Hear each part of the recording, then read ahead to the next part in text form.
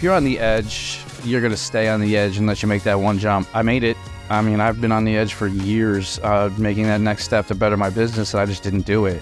The second I did it, things just started to fall in place. You might not even think that you're putting the effort forward by coming here, but it was that first step that I did. It just started things happening. I've spent so much time in my business, just in the business, not on the business, that I've been blinded all these years, and I've just kept on rolling with the flow and just keep on going at my steady pace, and it just felt like it was a time for growth.